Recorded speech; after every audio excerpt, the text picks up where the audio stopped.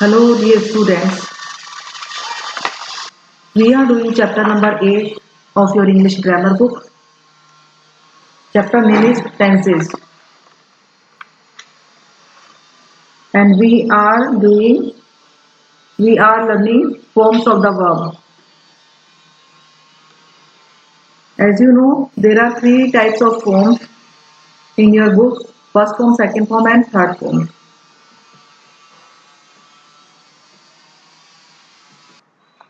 Before understanding about tenses, you should know about all the forms of the verbs. And students, we have done page number 25. There are some verbs, we have done this, and today we will do other verb forms of verbs. First form, second form and third form. Cook, पकाना, cooked, पकाया, cooked, पका चुका. Cry, रोना, cried, cried. Second and third form जो है वो same है. Cross, crossed, crossed. Clean, cleaned, cleaned. Dance, danced, danced. तो स्टूडेंट्स, ये सब जो है मैं रिसाइट करूं, इससे अच्छा है आप ही इसको खुद ही देख लेना और उनको लर्न कर लेना. बहुत सारी वर्ब्स हैं, इनके अलावा और भी बहुत सारी वर्ब्स हैं. अब आपके बुक में ये दी हुई, आपको ये सारी वर्ब्स लर्न करनी है. आपको ये सारी वर्ब्स लर्न करनी है. जब ये आपकी वर्ब्स लर्न हो जाएंगी बच्चों, तो उसके बाद आपके इजी होगा सेंटेंस मेकिंग. सेंटेंस मेकिंग जो है वो आपके इजी हो जाएगा. क्योंकि अगर ऐसे सेंटेंस बनाओगे, पास्ट में बनाओगे, तो आपको सेकंड फॉर्म की जरूरत पड़ेगी. आपके सिलेबस में पास्ट इंडेफिनिट टेंस है भी. अभी आपके सिलेबस में सिर्फ प्रेजेंट टेंस है जो कि पूरा है, जो फॉर्म्स होती है टेंसेस की. प्रेजेंट कोई भी टेंस में, जैसे प्रेजेंट की आपके चारों फॉर्म दी हुई है: present indefinite, present continuous, present perfect and present perfect continuous. और पास्ट का सिर्फ सिंपल पास्ट दिया हुआ है, सिर्फ पास्ट इंडेफिनिट दिया हुआ है. तो पास्ट इंडेफिनिट टेंस में आपको सेकंड फॉर्म की रिक्वायरमेंट होती है. तो आपको ये वर्ब्स जो है सेकंड और थर्ड सारी ही लर्न करनी है. इनके कभी भी आपको आनी चाहिए. सिलेबस में नहीं है सो व्हाट, आपको आनी चाहिए. तो आप ये सारी लर्न करना. तो आज हम चलते हैं वर्ब से आगे चलते हैं. द प्रेजेंट इंडेफिनिट टेंस, उस पर चलते हैं. इसको सिंपल प्रेजेंट भी बोलते हैं, सिंपल प्रेजेंट टेंस भी इसको बोलते हैं. चलिए इसको देखते हैं. This tense is used to show work or task being done in the present time. ये जो टेंस है ये किसके लिए प्रयोग किया जाता है? इसका प्रयोग किया जाता है कि जो वर्तमान में अभी प्रेजेंट टाइम में जो भी कोई काम हो रहा है, कोई कार्य हो रहा है, उसको प्रदर्शित करने के लिए, उसको शो करने के लिए प्रेजेंट इंडेफिनिट टेंस का प्रयोग किया जाता है. In this tense, helping verbs such as is, am, are not used because they are part of the main verb and they are not independent or uncommon verb. इसमें, इस tense में जो helping verb है is, am, are, वो are not use नहीं की जाती. क्योंकि आप ये इसलिए सोचेंगे कि प्रेजेंट टेंस में तो is, am, are का यूज होता है, लेकिन जो प्रेजेंट इंडेफिनिट टेंस है, सिंपल प्रेजेंट टेंस है, उसमें is, am, are का प्रयोग नहीं होता है. Use of is, am, are नहीं होता है. इसमें is और am, are नहीं लगाया जाता है. बिकॉज क्योंकि they are part of the main verb and they are not independent और अनकॉमन वर्ब. क्योंकि ये जो है मेन वर्ब की पार्ट होते हैं, मेन वर्ब के ही पार्ट्स होते हैं और ये इंडिपेंडेंट और अनकॉमन वर्ब्स नहीं होते हैं. तो सिंपली आपको बच्चों ये ध्यान रखना है कि इसमें प्रेजेंट इंडेफिनिट में is, am, are नहीं लगेगा, सिंपल ही वर्ब लगेगी. क्योंकि is, am, are तो है वो मेन वर्ब का पार्ट है और वो इंडिपेंडेंट भी नहीं है. इसमें जो लगेगी वो इंडिपेंडेंट वर्ब ही लगेगी. जैसे he plays, they play, I play. वह खेलता है, वे खेलते हैं, मैं खेलता हूं. He plays, they play, I play. ये इसके एग्जाम्पल है।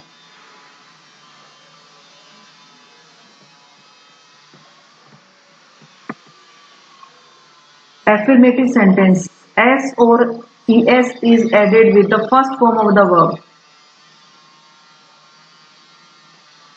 with third person singular subject. He, she, it, Ram.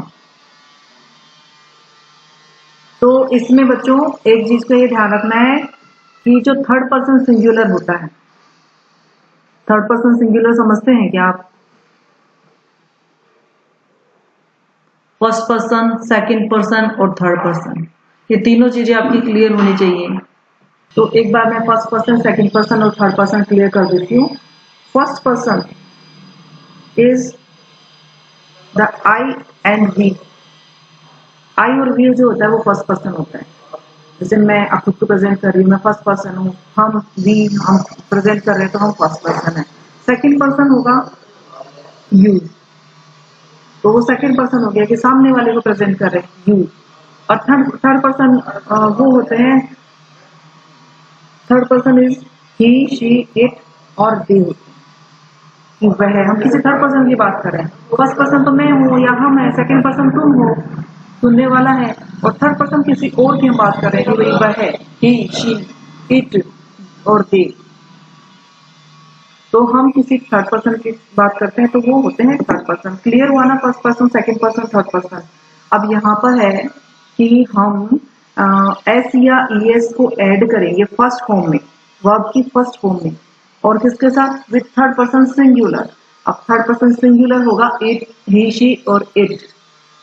दे नहीं होगा यहाँ पर, ही, शी, इट और एनी नेम भी आ जाएगा इसमें।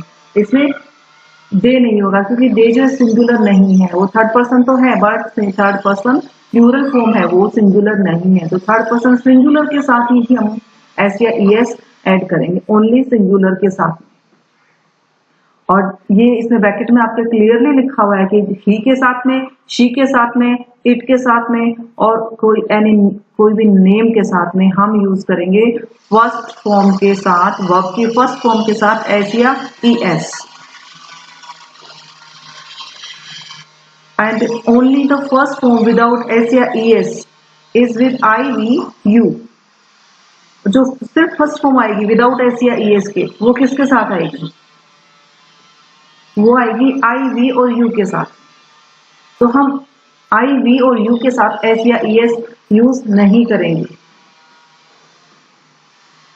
दे एंड प्लूरल सब्जेक्ट, और दे के साथ में और प्लूरल सब्जेक्ट के साथ में भी हम एस या ईएस यूज नहीं करेंगे। तो सिंपली बस ये ध्यान रखना कि सिंगुलर फॉर्म के साथ में, सिंगुलर सब्जेक्ट के साथ में हम यूज करेंगे एस या ईएस, और बाकी सभी के साथ में हम एस या ईएस यूज नहीं करेंगे।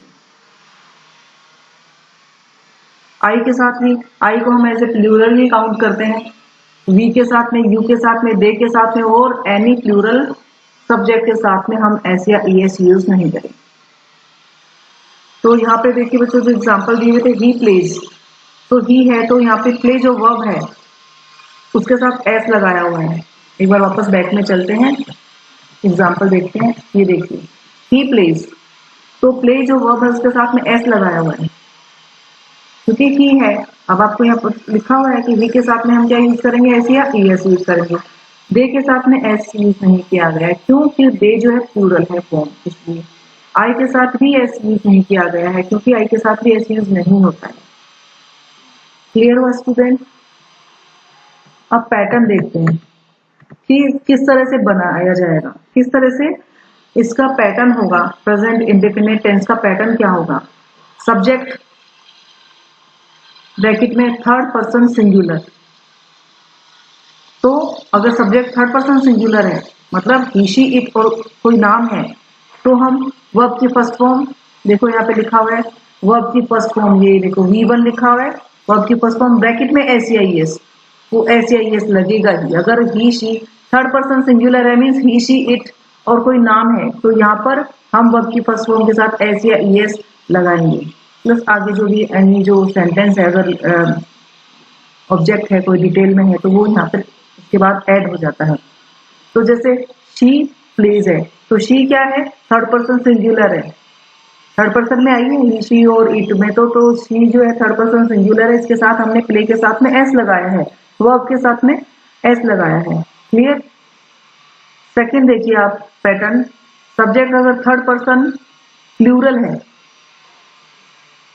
थर्ड पर्सन प्लूरल है, थर्ड पर्सन प्लूरल में हो गया दे हो गया, या फिर और ग्रुप ऑफ सब, जैसे ग्रुप ऑफ सब्जेक्ट हो गया, जैसे बॉयज हो गए, तो प्लूरल हो गया बॉयज, तो प्लूरल के साथ में और दे के साथ में हम ऐसे एस यूज नहीं करेंगे।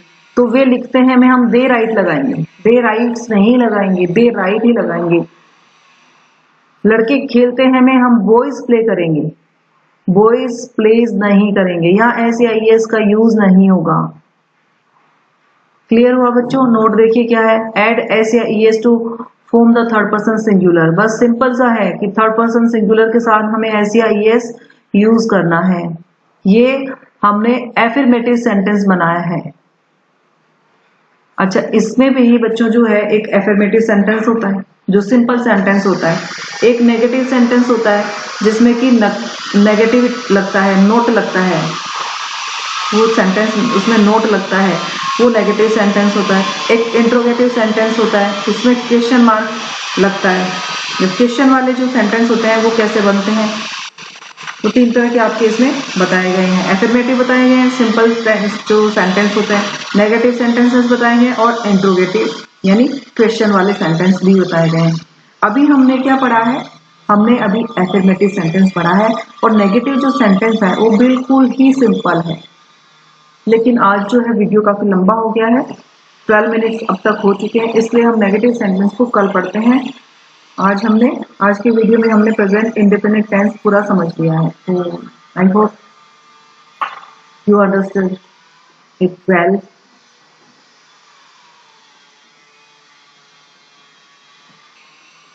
सेंटेंस मेकिंग जो है ना बहुत इजी है, अगर आपके पैटर्न समझ में आता है, आपके एक बार ये पैटर्न समझ में आ जाता है कि सेंटेंस मेकिंग कैसे होती है, कौन सा पैटर्न यूज करना है, और अगर आपने ये वर्ब्स लर्न कर ली, वोकैबुलरी आपकी इंक्रीज है, तो आप बहुत इजीली सेंटेंस बना सकोगे। और एक बार आपको सेंटेंस बनाने आ गए, टेंसेज आ गए, तो इंग्लिश स्पीकिंग भी आपके लिए इजी हो जाएगी। कॉन्फिडेंस होगा तो आप बहुत जल्दी इंग्लिश स्पीकिंग सीख जाओगे। तो अभी तो हमने आज कर लिया है प्रेजेंट इंडेफिनिट टेंस का एफर्मेटिव सेंटेंस, बाकी नेगेटिव सेंटेंस और इंट्रोगेटिव सेंटेंस हम नेक्स्ट वीडियो में करेंगे। Okay students, thank you.